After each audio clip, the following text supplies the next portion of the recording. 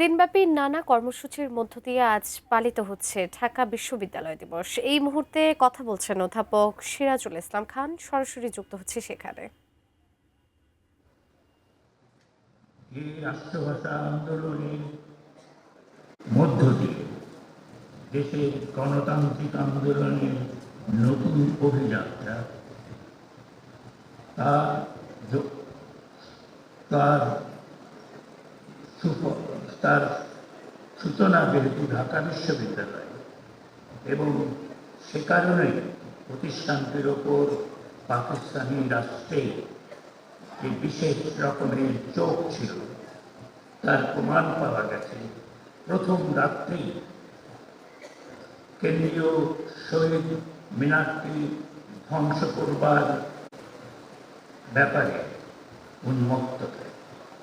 পরবর্তীতে দেখা গেছে রাষ্ট্রীয় শক্তি বিশ্ববিদ্যালয়কে শত্রু হিসেবে গণ্য করে নানাভাবে আক্রমণ চালিয়েছে। অনির্দিষ্টকালের জন্য বিশ্ববিদ্যালয় বন্ধ হয়ে গিয়েছে, ব্যাহত হয়েছে শিক্ষা কার্যক্রম। বিশ্ববিদ্যালয়ের শিক্ষার অনুশীলন ফিরিয়ে আনতে সময় ও শ্রম সাপেক্ষ হয়ে পড়েছে। রাষ্ট্র বদল হয়েছে, কিন্তু রাষ্ট্রের সঙ্গে বিশ্ববিদ্যালয়ের দ্বন্দ্বের নিরসন ঘটেনি। তার কারণ একটাই, রাষ্ট্রের অগণতান্ত্রিক চরিত্র।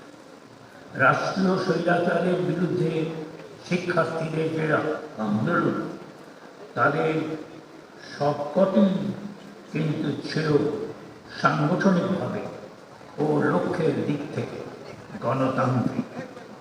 আন্দোলনের নেতৃত্ব কোনো একটি ছাত্র সংগঠন দেয়নি, দিয়েছে সর্বদলীয় সংগ্রাম পরিষদ। ঢাকা এবং অধিকাংশ ক্ষেত্রে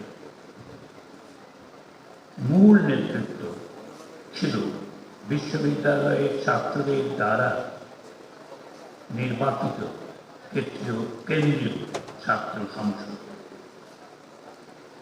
বিশ্ববিদ্যালয়ের প্রধান কর্তব্য ছিল জ্ঞানের অনুশীলন। নানাবিধ বাধাবিঘ্ন বিপদ আপদ সত্ত্বেও সেই কর্তব্য থেকে এই প্রতিষ্ঠান কখনোই বিচ্যুত হয়নি, এবং অর্জিত জ্ঞানকে বাস্তবিক ক্ষেত্রে প্রয়োগে তার এবং সমাজের উন্নতির কাজে লাগানোতে এবং প্রকৃত গণতন্ত্র প্রতিষ্ঠার লক্ষ্যতে কখনোই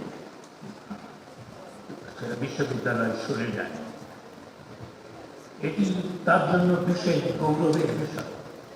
সেই গৌরব অর্জনের কৃতিত্ব শিক্ষক শিক্ষার্থীদের তো অবশ্যই বিশ্ববিদ্যালয়ের সঙ্গে সংশ্লিষ্ট সকলে।